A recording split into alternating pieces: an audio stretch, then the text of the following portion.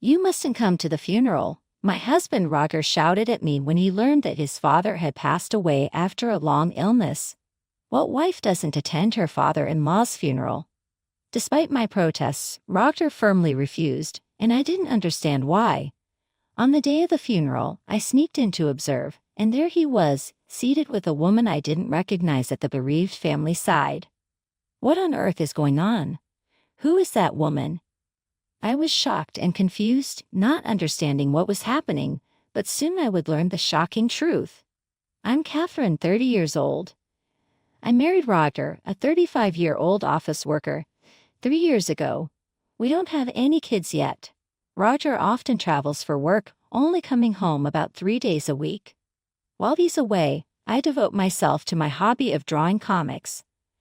On his days off, we go shopping together, watch movies, and enjoy our time as a couple. Roger's mother passed away when he was a child, and his father raised him and his sister Sarah single-handedly. In the early days of our marriage, we often visited Roger's family, a 2-hour drive away.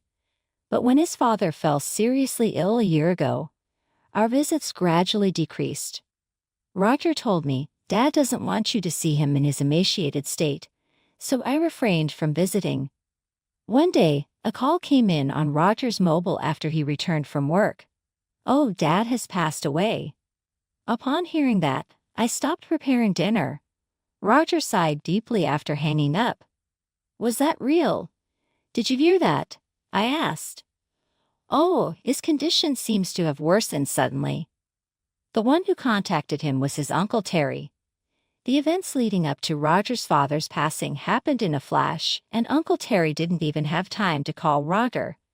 The funeral would be held the day after tomorrow. Roger seemed quite flustered due to the sudden news. As I watched him with concern, I softly spoke, but his response was unexpected. "I'll come with you to the funeral." "No, you absolutely can't come." "Huh? Why? It's obvious that I should go, right?" "Shut up. Just listen to what I say and keep your mouth shut." Roger stormed off to his room, hastily packing his suit and change of clothes.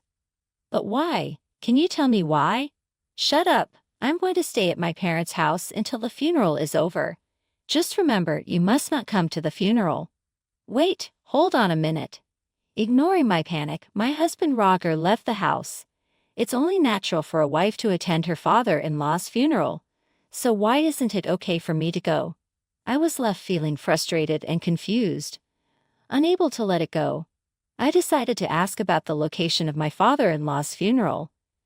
I called my sister-in-law, Sarah, even though we don't usually keep in touch. She seemed oddly distant. "How come you know about our father's death, Catherine?" she asked. "I heard it from Roger." It's surprising that he contacted you already," Sarah replied, puzzled. Our conversation fell off, but I had no time to worry about that. Roger told me not to come, but I really wanted to attend the funeral. "I appreciate your sentiment, Catherine, but it might be best for you not to come," she said. "Why? My father-in-law passed away. I want to say my final goodbye." "Please," I pleaded persistently. There was a moment of silence before she responded, "All right, but keep this a secret from Roger, okay?" Sarah gave me the location and time of the funeral but told me to arrive later than the start time and sit where I wouldn't be noticed. I couldn't understand why I was being treated this way, but I took bereavement leave from work and decided to go.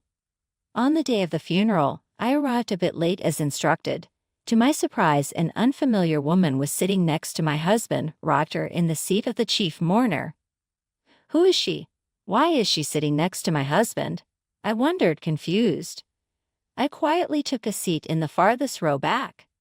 I overheard whispers from the people in front of me. Is that woman Roger's new wife, Lucy? Poor Roger, his previous wife apparently handed him divorce papers and just left. I could hear voices speculating about me having an affair or being in debt. The shock was so great that I lost all strength, and my heart began to race. I never filed for divorce and we've never discussed separation. What does this remarriage mean? I thought, trying to catch up with the situation. From the rumors, I understood that the woman next to my husband was his new wife.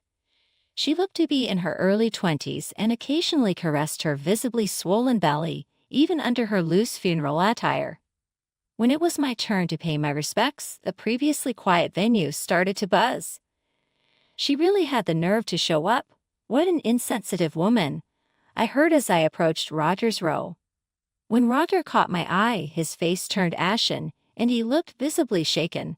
His new wife seemed oblivious to his distress. After paying my respects, I swiftly left the funeral home, escaping his piercing gaze. Headed to the city hall, where I took out my copy of the family register. It showed a registration, indicating our divorce had taken place 5 months ago. With my hands trembling in fury, my mind went blank. How could he dare to secretly file for divorce and remarry? I will never forget this. I gritted my teeth, resolved to take revenge on my husband. Even after a few days, Robert never returned home, nor was there any communication from him. Didn't he say he would stay at his parents' house until the funeral was over? I was filled with a desire to confront him, but I chose not to contact him, waiting to see what his next move would be. Why on earth would he secretly file for divorce and remarry all while living with me and keeping it a secret? There must be something else going on here. As I thought back on Roger's past actions one by one, I noticed something and quickly switched on my computer. I remembered seeing him typing away at a blog on his computer in the middle of the night. Going through his history, I discovered a blog titled Roger the Dragon King's Wild Diary. There were no pictures of Roger's face, but there were pictures of his car and our home, so I knew without a doubt that it was his. As I read each article he had posted, the details of what he had been planning were written out, and my body heated up with surging anger. Ah, that's it. With a brilliant scheme in mind to get back at Roger, I called my sister-in-law Sarah and another individual. Preparing meticulously, I couldn't help but look forward to seeing the expression on Roger's face. On the day of the operation, I was standing in front of the house Roger shared with his new wife, Lucy.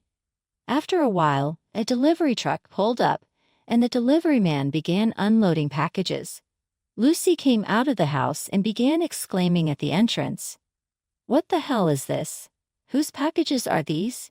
Hey, darling, what's going on?" Called by Lucy, Robert emerged, his eyes bulging as he looked at the multitude of cardboard boxes that had been delivered. "Who's it from?" As he leaned in to see the sender's name, he abruptly began acting suspiciously, spreading his arms to hide the packages. Well, of course he would. After all, with the sender labeled as ex-wife, there was no way he could keep his cool. Seeing this, Lucy raised her voice. "Ex-wife? What do you mean by that? I've heard nothing about this." Robert didn't respond to her but quickly paid the delivery fee of $200. When he did, he locked eyes with me, hiding in the shadows of a nearby lamppost. "Hey you, what are you doing here? I got your address from your sister Sarah." I turned to Lucy, who was watching our exchange with a puzzled look, and gave her a warm smile. "Nice to meet you, Lucy. I'm Catherine, the ex-wife of Roger who sent you these packages. Sorry to surprise you, but he unilaterally filed for divorce 5 months ago without telling me." When I showed her our marriage certificate, she seemed a bit taken aback, but then invited me in, saying we shouldn't cause a scene outside. Once inside the living room, I ignored my trembling husband sitting next to Lucy and began to speak. "Lucy, when did you start dating Roger?" "About a year ago. He said he was single." "I can't believe it." "Interesting. So he deceived both you and me." "Come on, don't say such horrible things." "Ha, it's just a simple misunderstanding, isn't it?" I was speechless at my husband's nonchalant laughter and utter lack of remorse. It's unacceptable that he filed for divorce without my consent. I'm suing him for $30,000 in alimony. He's been cheating, so it's only fair, right? Why should I have to pay that? While my husband fumed with anger, Lucy, on the other hand, seemed quite calm. "Well, don't be so stingy. Just pay her, darling. After all, you're the boss, so $30,000 shouldn't be a big deal, right?" Hearing that, I couldn't help but burst out laughing. Lucy looked puzzled by my reaction. "Who's the boss?" "Roger's been lying about that too, Lucy. He's just an ordinary office worker." What? Roger, what's going on? Lucy confronted him. Beads of sweat appeared on his forehead as he began to make excuses. Lucy, I'm sorry for lying, but when my father died, I came into a large sum of money. His stupidity left me with nothing to do but laugh bitterly. From his blog, which I had found, it was clear he was under the delusion that he would inherit a fortune if his seriously ill father passed away. He had lied about his identity to his mistress, got her pregnant, and joyfully documented his plan to divorce me unilaterally. When I slapped the printed pages of his blog onto the table, the doorbell rang. My husband opened the door and there stood Terry, his uncle. There's no way you'd inherit anything, you idiot. In fact, besides Sarah, Terry was the other person I had contacted. Before entering this house, I had called Terry on my cell phone and had him listen to our entire conversation. You explained to our family that Catherine left you after having an affair and filing for divorce, didn't you? Roger seemed unable to come up with an excuse and started to get defensive. Just because of that, it doesn't mean I can't inherit my father's estate. I'm his son, after all. You've been disinherited. That's got nothing to do with the estate. Huh? What are you talking about? From what I heard from Terry, Roger was always pestering my in-laws for money. When my father-in-law rejected him, Roger would insult him and sometimes even resort to physical abuse. Recognizing his life was nearing its end, my father-in-law had taken the initiative to disinherit Roger. Hold on a minute, so you're saying I'm not getting a single cent? I've got debts because I was counting on my father's inheritance. What am I supposed to do? That's what you deserve, was all I could say. Your father wanted you to become a responsible person. That's why he thought it'd be better not to give you any money. Don't you understand his feelings?